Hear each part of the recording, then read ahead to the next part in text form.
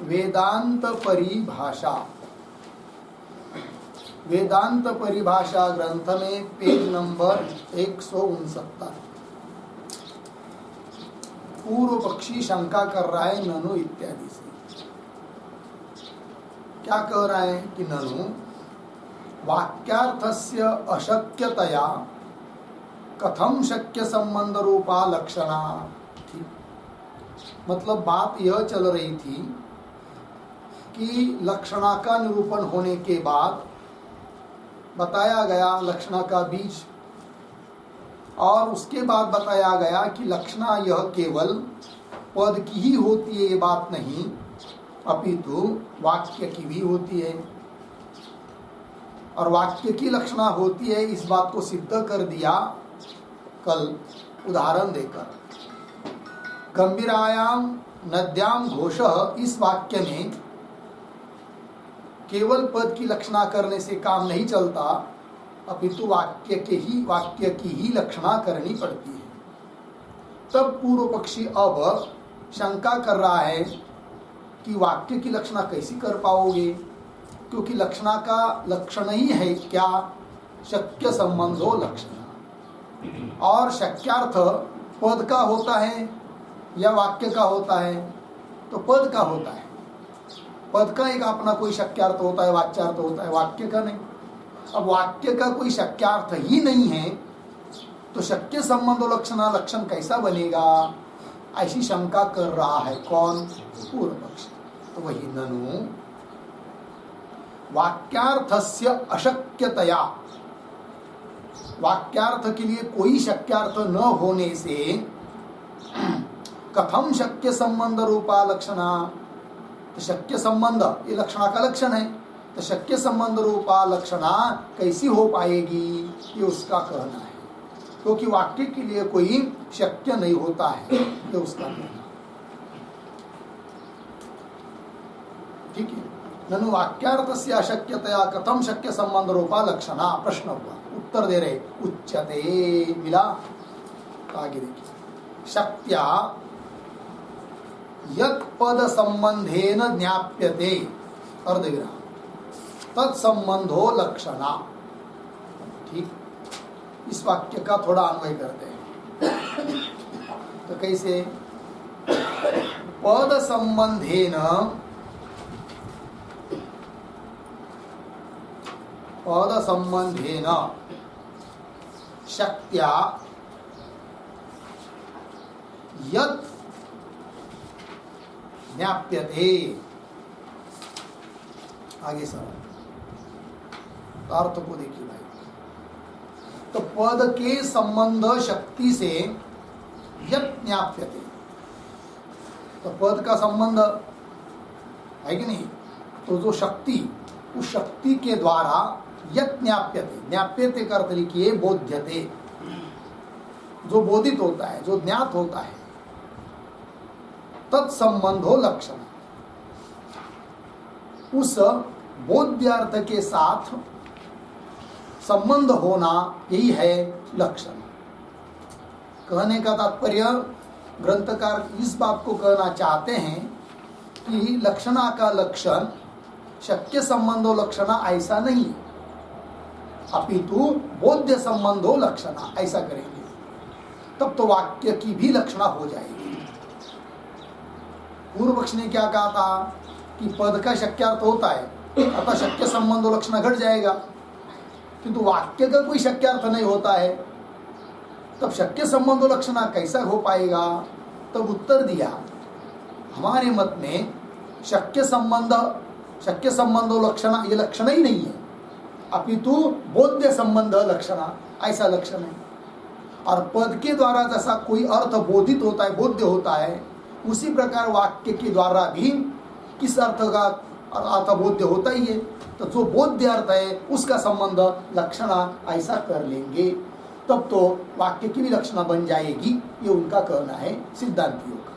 ये जो आया ना ज्ञाप्यते तत्संबंधो लक्षणा, इस पर एक वाक्य लिखिए, स्वबोध्य संबंधत्वं लक्षणा।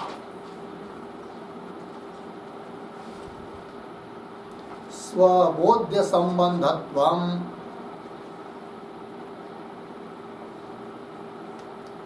स्वबोध्य संबंधत्वम लक्षणा अर्धविराम न तु शक्य संबंधो लक्षणा न तु शक्य संबंधो लक्षणा अतः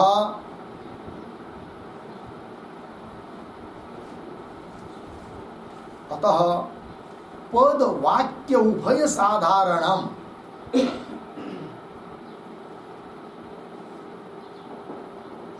पद वाक्य उभय साधारणम लक्षणम भवति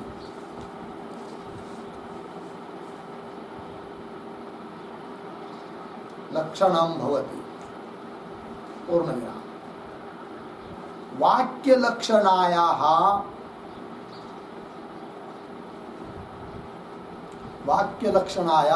प्रामाणिकत्वात्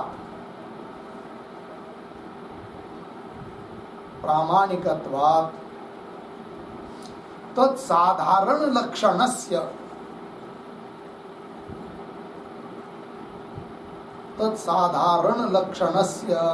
एव वक्तव्यत्वात्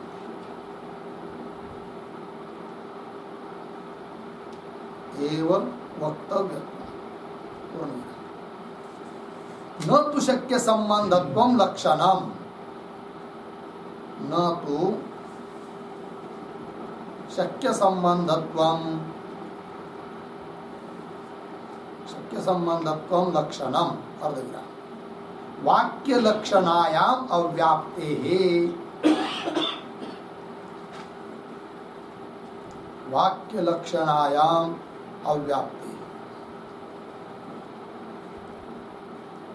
पूर्णविराम हो गया। देखो यार तो लक्षणा का क्या लक्षण स्वबोध्य संबंधत्वम ये लक्षणा का लक्षण न कि शक्य संबंधो लक्षण शक्य संबंधो लक्षण ऐसा लक्षणा का लक्षण नहीं करेंगे। अतः क्या हुआ पद वाक्य उभय साधारण लक्षण बन गया क्योंकि पद के द्वारा जैसा कोई अर्थ बोध्य है उसी प्रकार वाक्य के द्वारा भी कुछ अर्थ तो बोध्य होता ही है। शक्य न होने पर भी बोध्य जाना जाता है वाक्य के द्वारा कुछ अर्थ तो बोध्य हुआ और बोध्य संबंधो लक्षणा ऐसा कर लेंगे तो वाक्य की भी लक्षणा बन जाएगी और पद की भी लक्षणा बन जाएगी कोई दिक्कत नहीं है। ऐसा कह रहे सिद्धांत पद वाक्य उभय साधारणम ठीक है।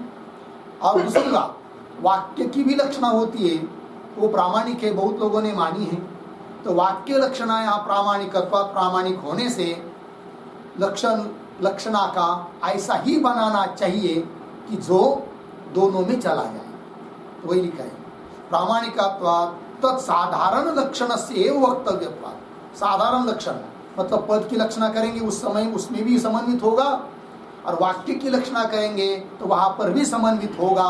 ऐसा उभय साधारण लक्षण करना ही उचित है लक्षणा का लक्षण ठीक है जी ये कह रहे हैं। और शक्य संबंधो इतना ही लक्षण करेंगे लक्षणा का तो केवल पद में जाएगा वाक्य में नहीं जाएगा अव्याप्ति होगी वही कह रहे आगे न तो शक्य संबंधत्वम लक्षणम लक्षणा का लक्षण शक्य संबंधत्व नहीं है।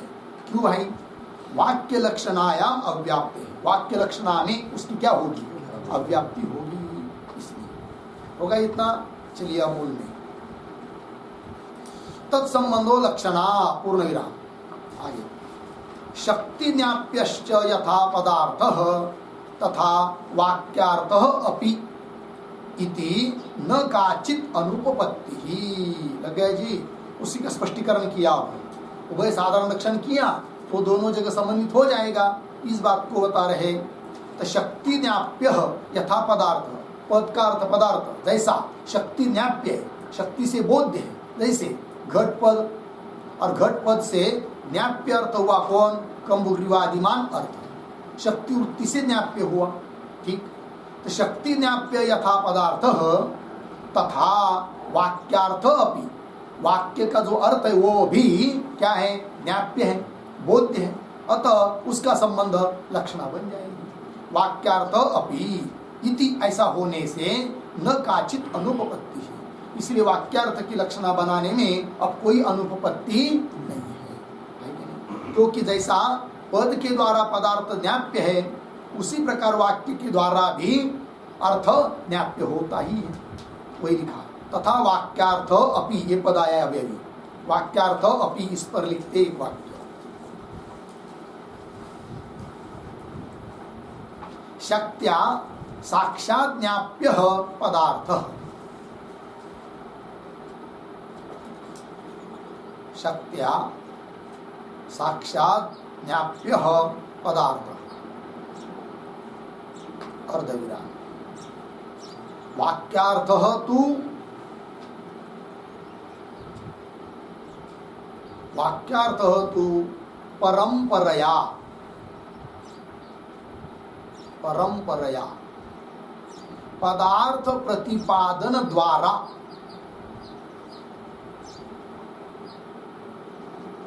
पदार्थ प्रतिपादन द्वारा ज्ञाप्य,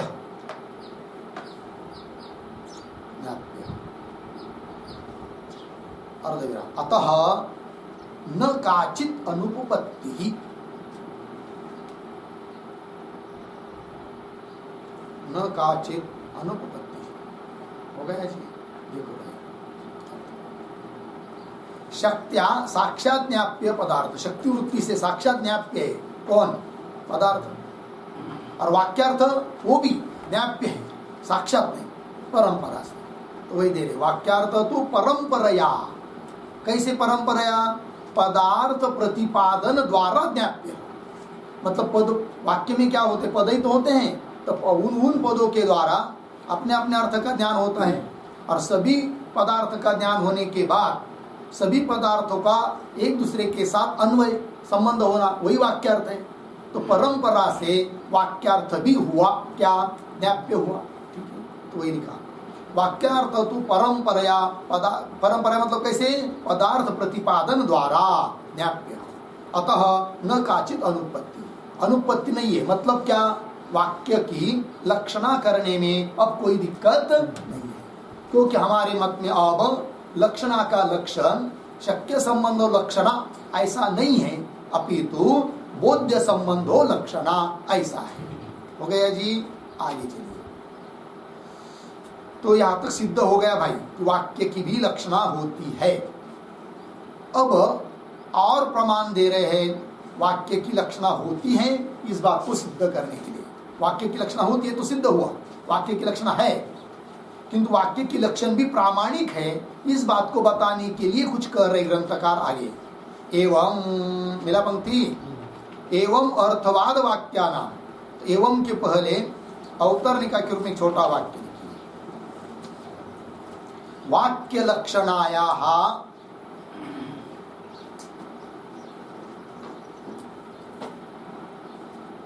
वाक्य लक्षणायाः वैदिकोदाहरणम आह,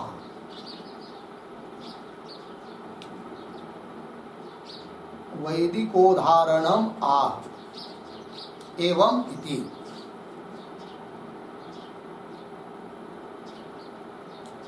ठीक है, अब वाक्य के लक्षणा का वैदिक उदाहरण दे रहे पहले, फिर बाद में कहेंगे कि वाक्य की लक्षणा में प्रमाण देंगे कुछ मीमांसकों का, वो आगे आने वाला विषय है। यहाँ पर वैदिक उदाहरण दे रहे हैं, किसके लिए? वाक्य की भी लक्षणा होती है इस बात को दिखाने के लिए। तो पंक्ति को देखिए, एवं अर्थवाद वाक्यानाम प्रशंसा रूपाणाम प्राशस्ते लक्षणा। ठीक, इन पदों का थोड़ा अन्वय, एवं प्रशंसा रूपाणाम अर्थवाद वाक्यानाम प्राशस्ते लक्षण। मिल गया जी, देखो भैया, एवं, एवं, एवं मतलब क्या? एवं का अर्थ लिखिए, वाक्य लक्षणा सिद्धौ,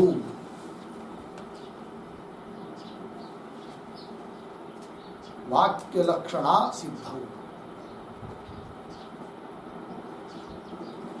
ठीक, मतलब वाक्य की भी लक्षणा होती है इस बात की सिद्धि होने पर, कह रहे आगे, तो अन्वय के अनुसार क्या, एवं प्रशंसा रूपाणाम अर्थवाद वाक्यानाम, अर्थवाद वाक्यानाम इसका विशेषण है प्रशंसा रूपाणाम।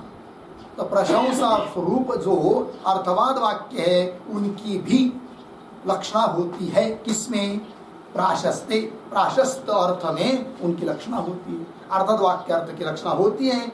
इस बात की इसकी भी सिद्धि हो गई। ठीक है, तो इसमें जो पद आए हैं अर्थ प्रशंसा रूपाणाम अर्थवाद वाक्यानाम, क्या अर्थ है इनका, तो लिखिए थोड़ा। प्रशंसा रूपाणाम बराबर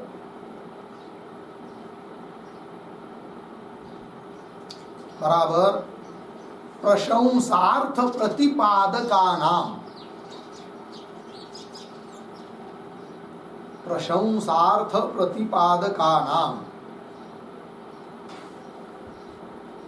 प्रशंसार्थ प्रतिपादकानाम। ठीक, आगे प्रतीक अर्थवाद वाक्यानाम, प्रतीक है अर्थवाद वाक्यानाम बराबर विधि अपेक्षित, विधि अपेक्षित स्तुति निंदान्यतर, स्तुति निंदान्यतर प्रतिपादकानाम, स्तुति निंदान्यतर, स्तुति निंदान्यतर प्रतिपादकानाम वाक्यानाम।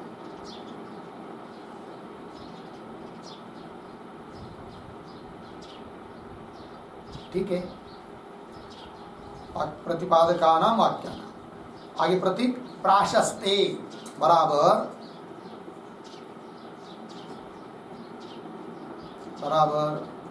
विधि अपेक्षित कर्म प्राशस्ते,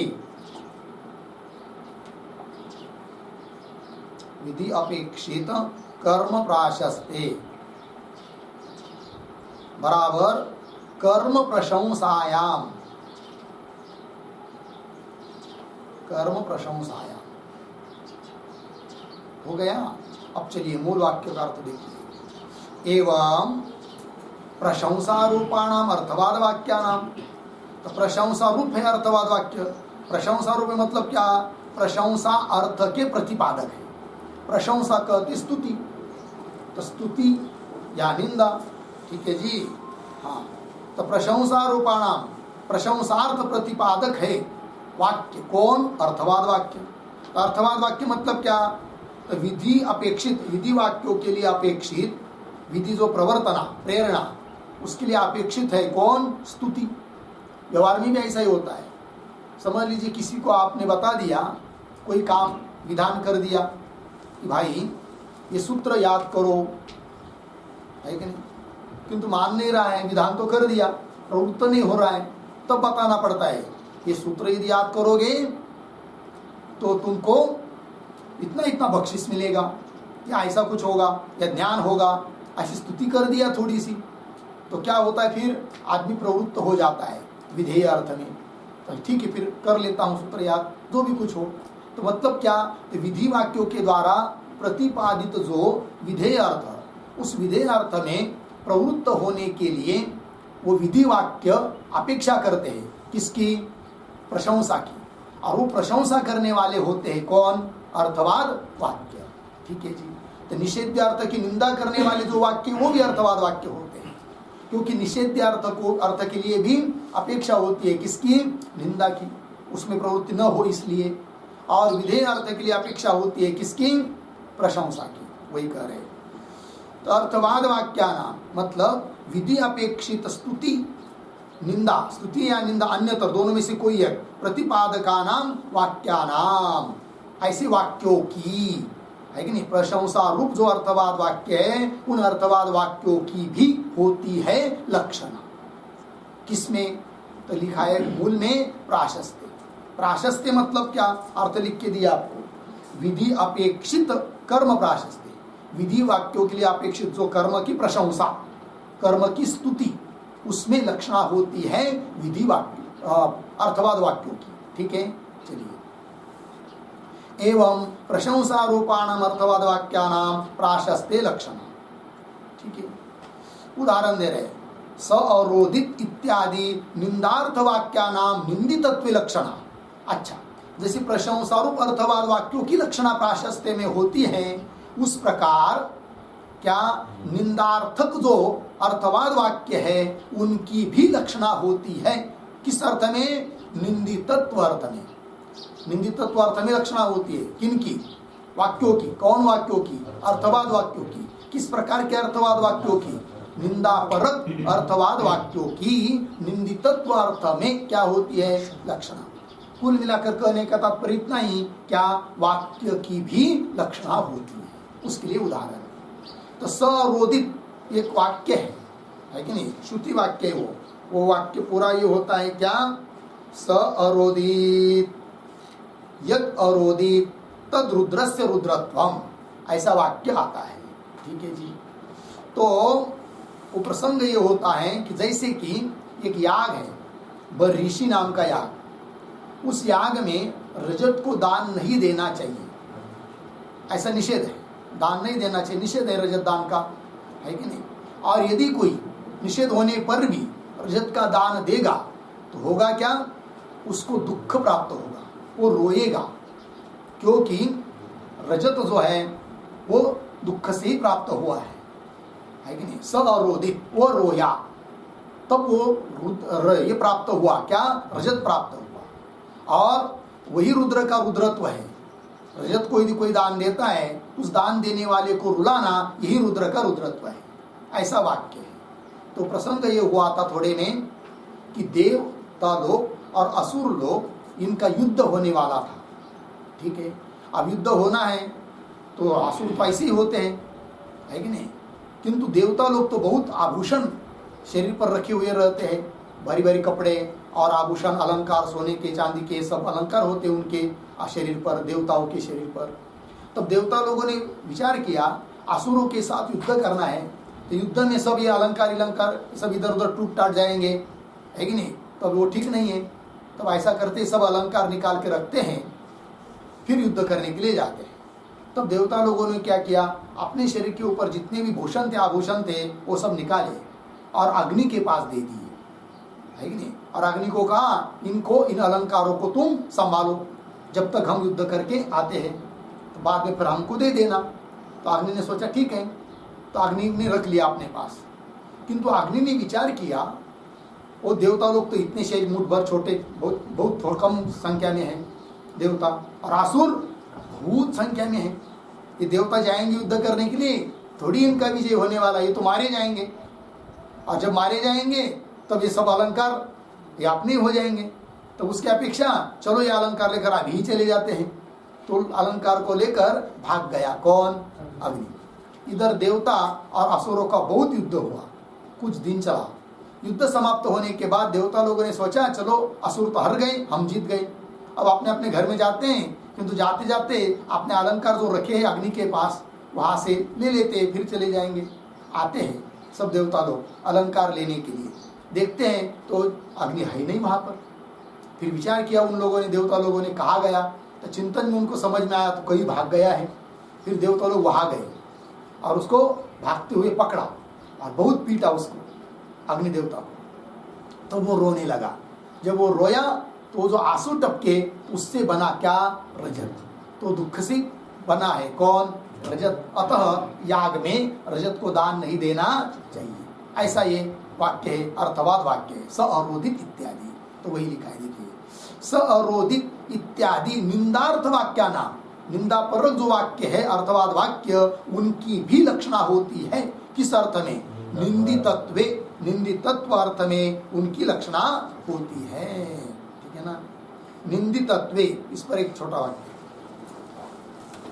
निषेध अपेक्षित, निषेध अपेक्षित, निषेध्य निंदितत्वे, निषेध्य निंदितत्वे लक्षणा इत्यर्थः।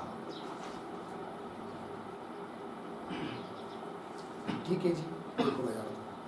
निषेध के लिए अपेक्षित, निषेध मतलब मना करने वाला वाक्य, उसके लिए अपेक्षित क्या? निषेध्य की निंदा, तो निषेध्य निंदितत्वे निंदा में लक्षणा होती है इन वाक्यों की। ये बात हुई। चलिए मूल में सरोदित इत्यादि निंदार्थ वाक्यानाम निंदितत्वे लक्षणा। आगे चलिए। अर्थवादगत पदानाम प्राशस्त्यादि लक्षणा अभ्युपगमे एकेन पदेन लक्षणया तदुपस्थिति संभवे पदांतर वैयर्थ्यम स्यात्। ठीक है जी। तो अर्थवादगत पदानाम मिला जी, तो उसके पूर्व में एक छोटा सा वाक्य लिखिए। ननु अर्थवाद वाक्य घटक, अर्थवाद वाक्य घटक पद विशेषे एव लक्षणा स्यात्। पद विशेषे एव लक्षणा स्यात्। अर्धविराम। न पुनः वाक्ये,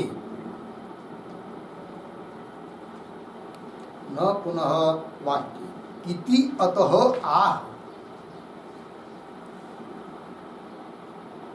इति अतः आह अर्थवादेति। देखो भाई, कोई शंका करेगा कि अर्थवाद वाक्य की लक्षण क्यों मान रहे हो? वाक्य मतलब बहुत पदों का समूह होता है।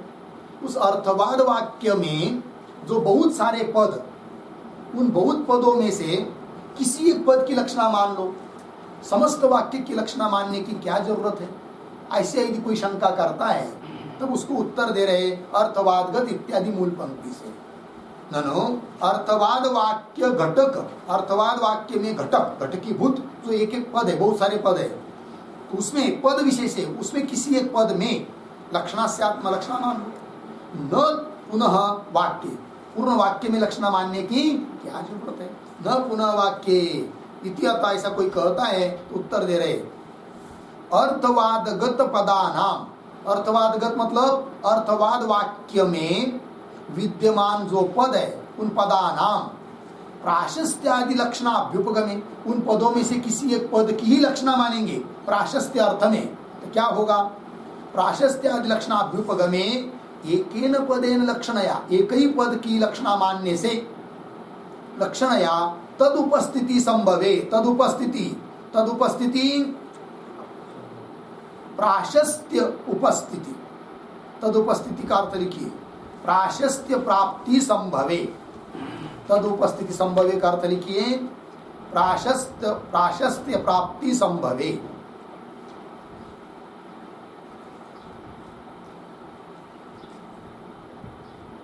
प्राशस्त्य प्राप्ति संभवे।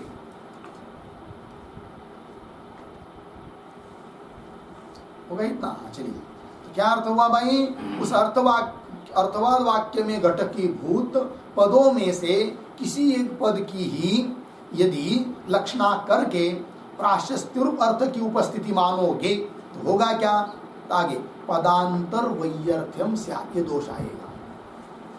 मतलब उस अर्थवाद वाक्य में घटकीभूत जो अन्य पद है, अन्य पद मतलब एक पद की लक्षणा की, उस एक पद को छोड़कर, जिसकी लक्षणा की है उसको छोड़कर जो अन्य पद है वो सब व्यर्थ हो जाएंगे, क्योंकि आपने एक पद की लक्षणा करके अर्थ निकाला, कौन सा? प्राशस्त्य, तो बाकी के पद किस काम के? फिर व्यर्थ हो जाएंगे, और पदों को व्यर्थ मानना ठीक नहीं है। अतः अर्थवाद वाक्य में घटकीभूत जितने पद है उसमें से किसी एक पद की और प्राशस्त्य में लक्षणा नहीं है, अपितु पूरे वाक्य की ही लक्षणा है, क्योंकि एक पद की लक्षणा मानेंगे तो अन्य पद व्यर्थ हो जाते हैं। लग गया अर्थ? चलिए, पदांतर वैयर्थ्यम स्यात्, तो वैयर्थ्यम स्यात् ये पद आया ना, उस पर एक वाक्य लिखते हैं। एकेन एव पदेन, एकेन एव पदेन लक्षार्थ प्रतीति उपपत्तौ, लक्षार्थ प्रतीति उपपत्तौ उपपत्तौ पदांतराणाम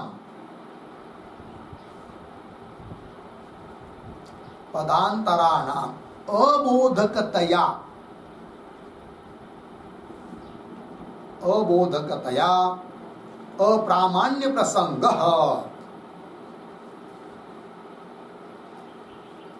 अप्रामाण्य प्रसंगः इति भावः।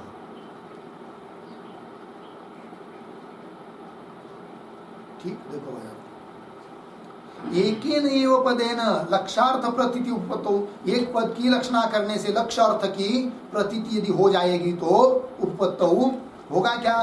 पदांतराणाम, अन्य जो बाकी के पद है उस वाक्य में बचे हुए, तो पदांतराणाम अबोधकतया, उसके द्वारा कोई भी अर्थ बोधित न होने से, अबोधकतया है कि नहीं, अप्रामाण्य प्रसंग, वो सब बाकी के पद क्या हो जाएंगे? अप्रमाण हो जाएंगे, व्यर्थ हो जाएंगे, मतलब अप्रमाण हो जाएंगे, ये भाव। इसलिए एक पद की लक्षणा नहीं अपितु पूर्ण अर्थवाद वाक्य की ही होती है क्या? लक्षणा। ये बात होगी। आगे चलिए, एवं च विधि अपेक्षित प्राशस्त्य रूप पदार्थ प्रत्यायकतया अर्थवाद पद समुदायस्य पद स्थानीयतया विधि वाक्येन एक वाक्यत्वं भवति इति अर्थवादानां पदैक वाक्यता। ठीक है जी, दो चलता है भाई, एक चलता है पदैक वाक्यता, एक होती है वाक्यिक वाक्यता। लेकिन ये क्यों बता रहे बीच में? तो पंक्ति देखिए, एवं मिला, एवं च के पूर्व में अवतरणिका के रूप में एक छोटा वाक्य लिखिए, लिखते हैं वाक्य लक्षणायाम,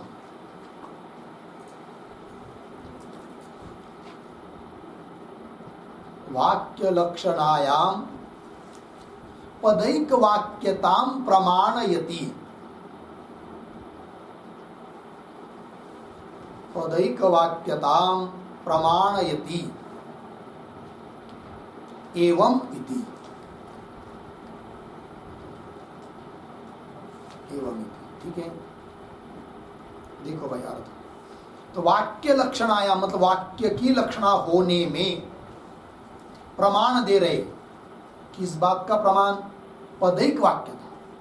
मतलब शास्त्र में ये जो दो बात आती है, पदैक वाक्यता, वाक्यिक वाक्यता। पदैक वाक्यता तभी संभव है जब अर्थवाद वाक्यों की पूरे वाक्य की लक्षणा मानेंगे तब, और वाक्य की लक्षणा नहीं मानेंगे तो पदैक वाक्यता सिद्ध नहीं होगी। जबकि पूर्व मीमांसा में विशेष रूप से पदैक वाक्यता बताई है, और पदैक वाक्यता तब संभव है जब वाक्य की लक्षणा मानेंगे, अर्थात वाक्य की लक्षणा होती है, इस बात की सिद्धि इससे भी होती है कि शास्त्र में पदैक वाक्यता बताई है। यदि वाक्य की लक्षणा नहीं होती तो पदैक वाक्यता नहीं बताते, और पदैक वाक्यता बताई है, अतः वाक्य की भी लक्षणा होती है, इस बात को कहना। अब वाक्य की लक्षणा होने पर ही पदैक वाक्यता कैसे सिद्ध होती है, इस बात को समझेंगे, है कि नहीं? और वाक्य की लक्षणा नहीं करेंगे तो पदैक वाक्यता सिद्ध नहीं होती, इस बात को भी समझेंगे। उसके पहले पदैक वाक्यता क्या चीज है, इस बात को भी समझना पड़ेगा। ठीक है जी, तो चलिए एक एक बात को देखते हैं। एवं च विधि अपेक्षित, मेरा पंक्ति एवं च, एवं पद आया, एवं का अर्थ लिखिए, एवं बराबर वाक्य लक्षणा सिद्धौ,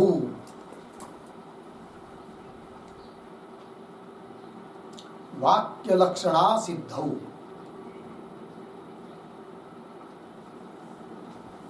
ठीक है जी, मतलब वाक्य की लक्षणा होती है, ये बात सिद्ध होने पर एवं च विधि अपेक्षित प्राशस्त्य रूप पदार्थ प्रत्यायकतया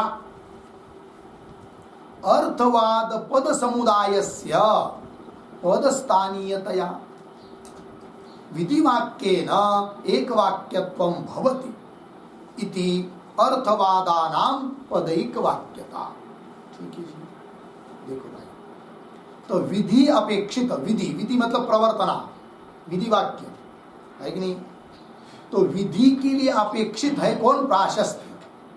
तो प्राशस्त्य रूप जो पद का अर्थ है, पदार्थ है, उसका प्रत्यायक है अर्थवाद। प्रत्यायक है मतलब बोधक है कौन? अर्थवाद। अर्थवाद वाक्य किस बात का बोध करा रहा है? प्राशस्त्य का बोध करा रहा है।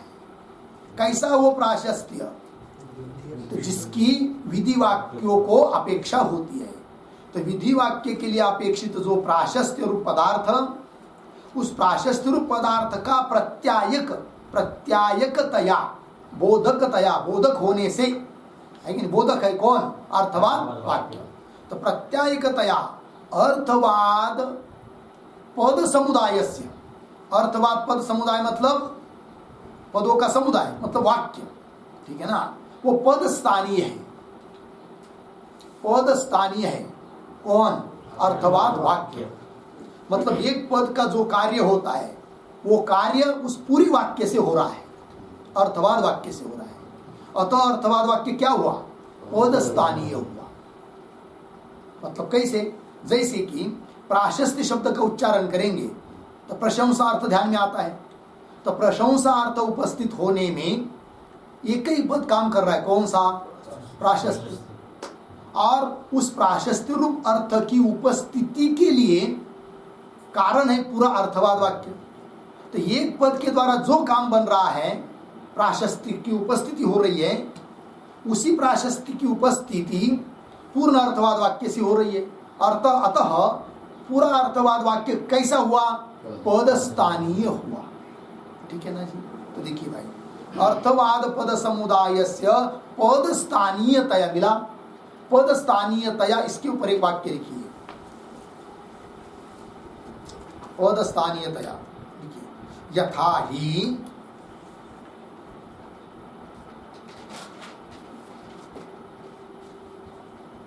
मिला, यथा ही प्राशस्त्य पदम, प्राशस्त्य पदम प्राशस्त्य रूपम पदार्थम बोधयति।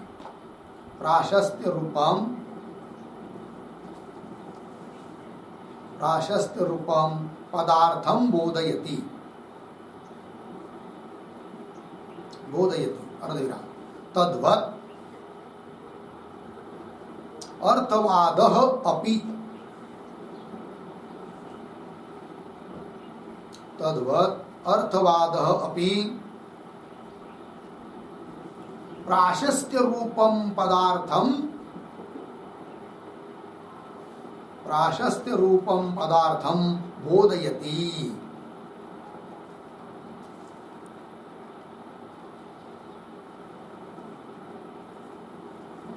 बोधयति। अतः तस्य वाक्यस्य अपि सतः, तस्य वाक्यस्य अपि सतः पदार्थकारित्वेन,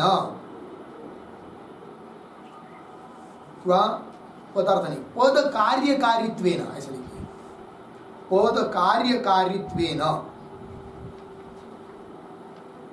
पद कार्यकारित्वेन पद स्थानीयतया, पद स्थानीयतया अर्धविराम। अतः तदेक वाक्यता, तदेक वाक्यता बराबर पदैक वाक्यता इति भाव।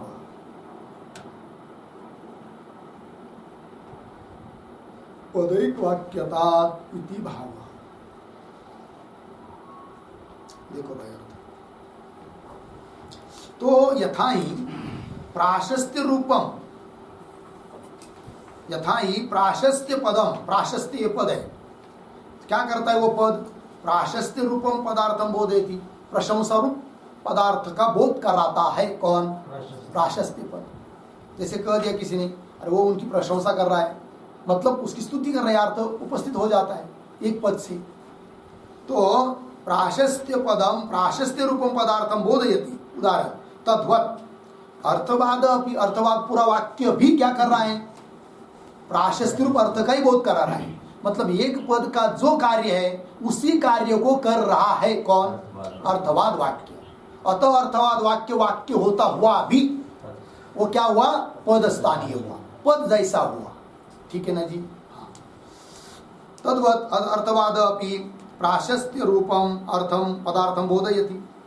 अतः तस्य वाक्यस्य अपि सतः, अतः वह अर्थवाद वाक्य होता हुआ भी पद कार्यकारित्वेन, पद का जो कार्य है वही कार्य वो कर रहा है। ऐसा होने से पद स्थानीय हुआ वो वाक्य, पद जैसा हुआ। ठीक है, तो पद स्थानीयतया, अतः तदेक वाक्यता, अर्थात पदैक वाक्यता। तो ये बन गए इतना। अब देखिए अर्थवाद वाक्य पद स्थानीय क्यों हुआ, वो पद का कार्य कर रहा है। और पद का कार्य अर्थवाद वाक्य कर रहा है, ये बात कब संभव होगी, जब अर्थवाद वाक्य की, पूरे वाक्य की प्रशंसा रूप अर्थ में लक्षणा मानेंगे तब। क्योंकि पूरे अर्थवाद वाक्य की लक्षणा की तब अर्थ निकल आया क्या, प्रशंसा।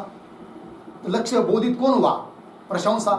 अर्थात अर्थवाद वाक्य के द्वारा कौन अर्थ का ज्ञान हो रहा है, प्रशंसा अर्थ का ज्ञान हो रहा है, जो कि एक पद से भी होता है, वो पूरे वाक्य से हो रहा है। अतः ये पूरा अर्थवाद वाक्य पद स्थानीय हुआ। और पद स्थानीय हुआ इसीलिए उसकी अन्य वाक्य के साथ जब एक वाक्यता बताई जाती है तो वह वाक्यिक वाक्यता नहीं है, पदैक वाक्यता है। पदैक वाक्यता क्यों, पद स्थानीय होने के कारण। पद स्थानीय क्यों, पद का कार्य कर रहा है अर्थवाद वाक्य इसलिए। और पद का कार्य अर्थवाद वाक्य क्यों कर रहा है, उस पूरे वाक्य की लक्षणा है इसलिए। लग गया इतना अर्थ। हाँ, इस कुल मिलाकर तात्पर्य क्या निकल रहा है कि वाक्य की भी लक्षणा होती है, तभी तो पदैक वाक्यता घटित हो रही है। ठीक है ना। अर्थवाद वाक्य की पूरे वाक्य की लक्षणा मानेंगे तब जो अर्थ निकल आ रहा है पूरे वाक्य का, वह अर्थ एक पद का कार्य है।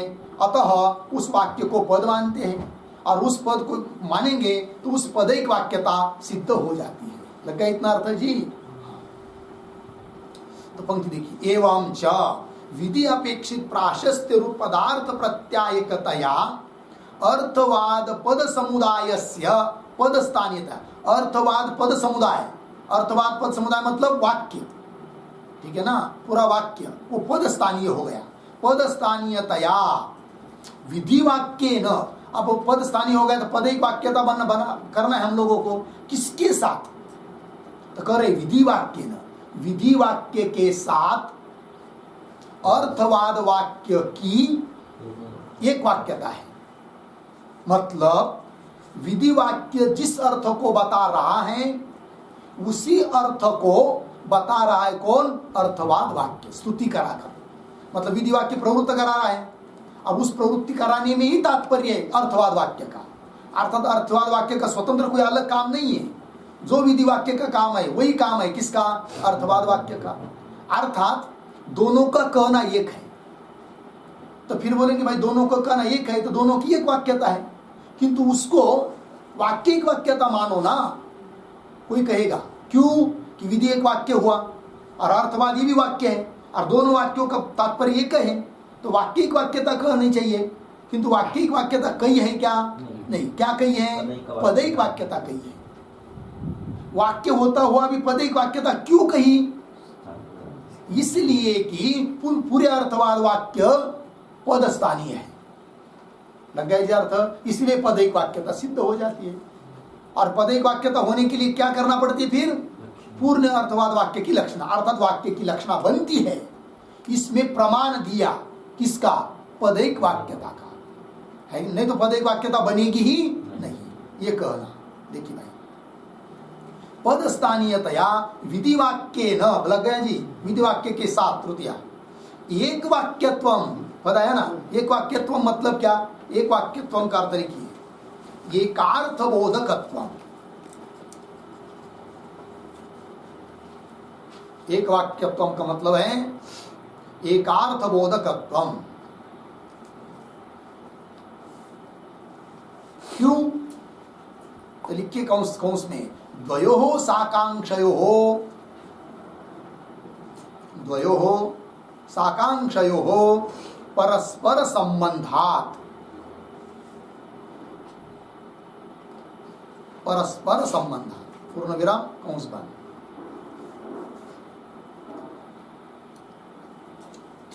एक वाक्यत्व है मतलब एकार्थ बोधकत्व है। किन किन में एकार्थ बोधकत्व है? हाँ, विधि वाक्य और अर्थवाद वाक्य, इन दोनों में एकार्थ बोधकत्व है। क्यों एकार्थ बोधकत्व है दोनों में? कि दोनों परस्पर साकांक्ष है। ठीक, विधि वाक्यों को अपेक्षा होती है किसकी? प्रशंसा की। और अर्थवाद वाक्य जो है प्रशंसा परक, उसको अपेक्षा होती है विधेय की, क्योंकि स्तुति करना है तो किसकी? तो कोई तो चाहिए ना स्तुत्य। तो दोनों को परस्पर आकांक्षा होती है, अतः दोनों वाक्यों का अर्थ एक है।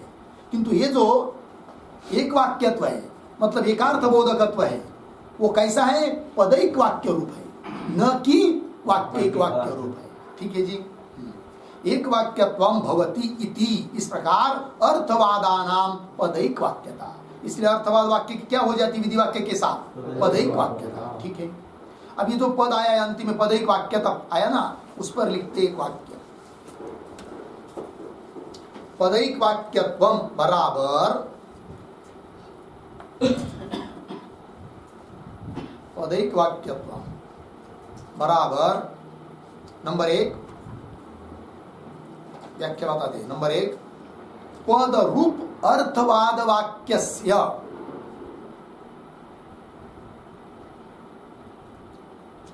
पद रूप अर्थवाद वाक्यस्य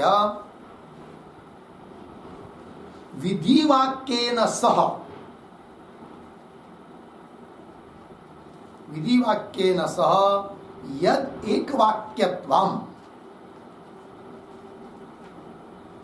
यद एक वाक्यत्वम तत् पदैक वाक्यत्वम, तत् पदैक वाक्यत्वम। हो गया। नंबर 2 दूसरी व्याख्या,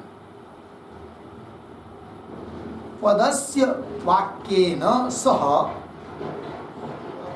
वाक्येन सह एक वाक्यतया, एक वाक्यतया एकार्थ बोधकत्वम,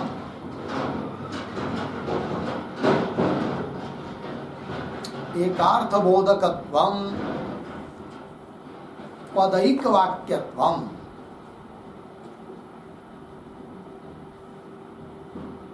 पदैक वाक्यत्वम। ठीक है जी।